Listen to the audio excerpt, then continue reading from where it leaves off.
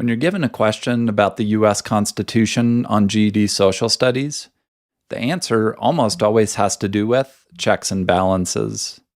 And this is talking about balancing power between the three branches of government. So these three right here. So let's look for clues why this might be the correct option based on the excerpt here. This excerpt is from the U.S. Constitution, Article 1, Section 7. Every bill which shall have passed the House of Representatives and the Senate shall, before it become a law, be presented to the President of the United States. If he approve, he shall sign it, but if not, he shall return it. Let's summarize. They talk about a bill which has passed the House of Representatives and the Senate, but before it becomes a law, it's going to be presented to the President, and the President can either approve it or if not, can return it. Well, what does this have to do with checks and balances? Well, imagine you're a kid and you're asking your parents to do something. You have a bill, you're proposing an idea to go to the pool. Now it's passed the House of Representatives and the Senate, and this is one parent. They're called Congress. Let's go ahead and put those underneath. So senators, representatives, they're part of Congress, and that's the legislative branch of government. So that's one of the three branches. But before you can go to the pool, you need your other parent to agree, and that's the executive branch here, or the president. And if your other parent says, I approve it, then you can go. But if not, return it and come up with a different idea. So that is what checks and balances is all about. The government is your three parents, and you have to get approval from two of them to do something. So this is definitely correct here. But what about the other ones? Well, judicial powers, this word right here kind of looks like judges, and that's what it's talking about. The judicial branch has to do with the Supreme Court. Those are the top 9 judges in the country, and all other judges there. But they don't mention anything about them, so that's not correct. The next one, right to an attorney. An attorney is a lawyer. Once again, they don't mention lawyers here, so that's no good. And then state sovereignty. This has to do with states having their own power, but they don't mention states. So just like we thought of ahead of time, you see Constitution probably has to do with checks and balances, and there's definitely evidence to support that here. Okie doke, let's look at another one now. Once again, we see the Constitution. We probably know that this has to do with checks and balances, or balancing power between the branches of government. Now, we could look for that in the answers here, but this time let's go ahead and read the passage first. From a speech by Alexander Hamilton in support of the U.S. Constitution, 1788. The accumulation of all powers, legislative, executive, and judiciary in the same hands, may justly be pronounced the very definition of tyranny. The proposed Constitution, by distributing these powers into separate departments, and by giving each a constitutional control over the others, creates a balance that will protect the liberty of the people. So what are they talking about here? Well, they're talking about the three branches of government, legislative, executive, judiciary, and they're talking about powers being in the same hands. If all the power was in the executive branch, that would be the president. So all the president's decisions would be final laws in the country. But Hamilton calls that tyranny or oppression. So that's no good. That's not what he wants. Therefore, the Constitution is going to distribute these powers, and they say into separate departments. So therefore, they're all going to share power. Keep each other in check here. Ultimately, that's going to create a balance. So they actually say the word balance, that's how we know it's checks and balances here. That will help protect the liberty of the people. The question is, according to Hamilton, how does the Constitution help protect citizens' liberty? The first one, by placing all government powers in one central department. Well, all powers in one central department, that would be powers all in the same hands, but that's not what he wants. He says that that's tyrannical, or that would be cruel to the people. So the first one is the opposite of what he's saying. Let's get rid of that. The next one, by making the legislative branch superior to the judicial branch. Well, they do mention these branches, legislative, judicial, they mention those up top here. But he doesn't say anything about one being superior or more important than another one. So this one doesn't sound right. The third one, by dividing power among separate branches of government. And dividing power, same thing as distributing power among separate branches, same thing as separate departments. Departments is the old school way of saying branch of government, so they mean the same thing here. And Hamilton definitely talks about balancing power into separate branches to create a better balance. That's the textbook definition of checks and balances here. So C, this is definitely the correct option here. So once you start to understand what this concept is, you can recognize different ways that they might describe it. Let's practice another one. Once more, we have a question about the U.S. Constitution. This time, let's go ahead and just read the question and try to answer it. Why does Madison believe each branch of government must have the ability to act independently? So, why does each branch of government need the ability to act independently or have its own power? Which answer sounds like checks and balances? The first one, by requiring each department to meet regularly. Well, that's possible. They might need to meet regularly, but that's not the main point here, so let's keep looking. To prevent one branch from becoming too powerful. This definitely sounds like checks and balances. You don't want the president making all the decisions or one person becoming too powerful. That's the purpose of dividing power here. So this answer makes the most sense so far. Let's see if we can find some evidence to support it. This is by Federalist number 51 by James Madison, supporting the U.S. Constitution. To what expedient, then, shall we finally resort for maintaining in practice the necessary partition of power among the several departments?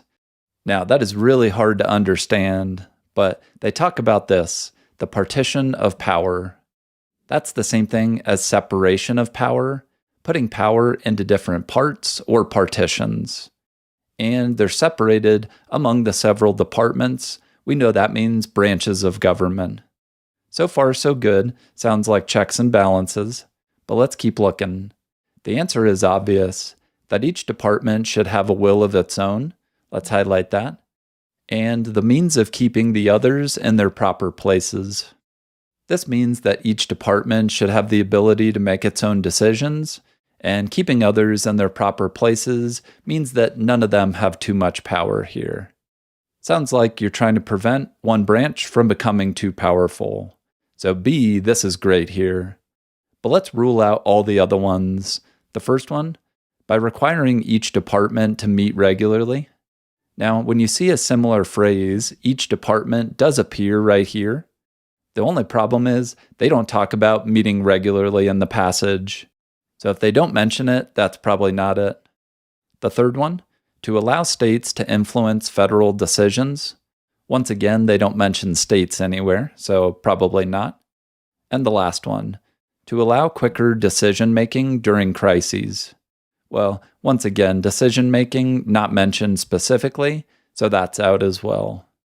Therefore, if it's a Constitution question, sometimes you can just read the question and answer it based on similar phrases of how they talk about the government functioning here.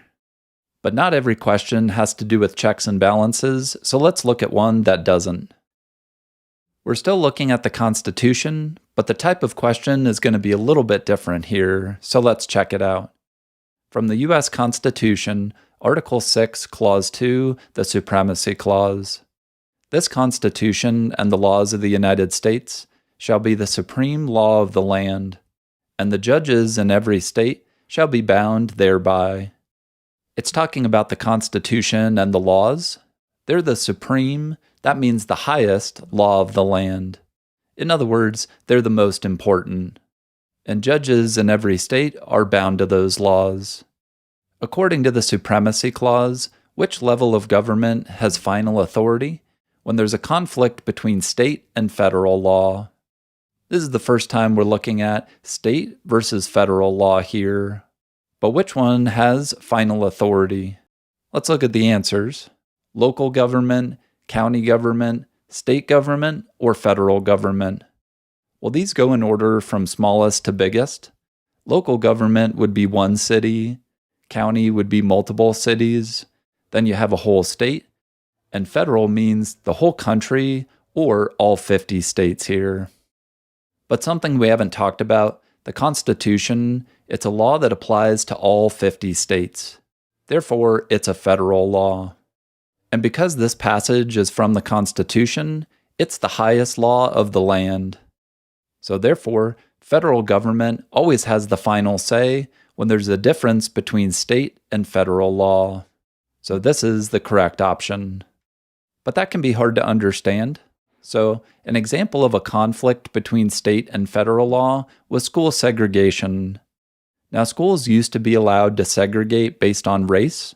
You could have an all-white school, an all-black school, and individual states were allowed to do that. But in 1954, the federal government ruled that that's unconstitutional, or it's not allowed anymore. Therefore, as soon as the federal law said that, then individual states were not allowed to have segregation anymore. So if there's ever a conflict between state and federal law wins, since that's the highest or supreme law of the land here. And you made it. Let's look at one final question. This time we're looking at what concern is the author expressing about the new Constitution? Let's check it out.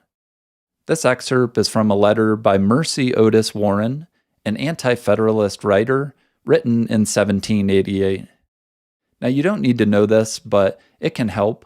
Anti-federalist means they're against the U.S. Constitution, so they don't want it to be passed. But federalists, those were the ones who supported the Constitution.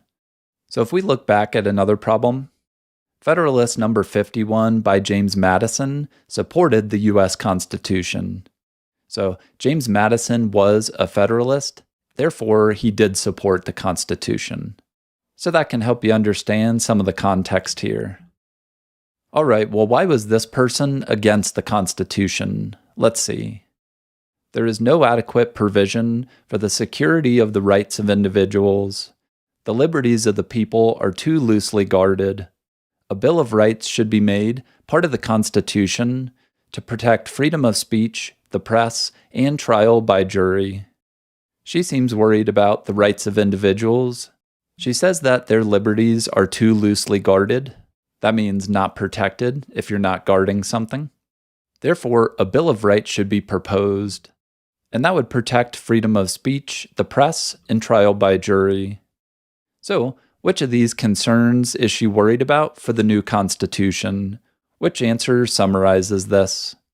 The first one, it does not clearly protect individual rights. She's definitely concerned with protecting individual rights, or the rights of individuals. They're too loosely guarded, or they're not being protected. So it sounds like it's saying the same thing here. Okay, the next one. It favors wealthy citizens over common people. But she doesn't say anything about wealthy citizens, so that's not right. The third one, it allows the military to restrict free speech. The problem is she doesn't say anything about the military restricting free speech. Sometimes the answer is actually too specific, and that's true for C. So this is not correct here. She doesn't mention this. And the last one, it prevents the press from reporting on Congress. She is concerned about preventing the press from reporting. Same thing about protecting the freedom of the press. But again, they don't mention reporting specifically on Congress. That one's also too specific here. But the best answer is the most broad in this case, and it's the first one. Individual rights like freedom of speech, the press, and to have a trial by jury. These are things that she does want to protect and make sure that the Constitution has. Therefore, these are all of her concerns with it so far, and that's the correct option here. And all of these things will be addressed with the amendments to the Constitution. And this will be the next video that I do. looking at all the amendments to the Constitution and what all of those are talking about. Make sure to watch that video and check out my website for free practice problems for all 4 GED subjects. Let me know what questions you have, what else you want me to cover. Good luck, you got these. We'll see you in the next video. Toodles.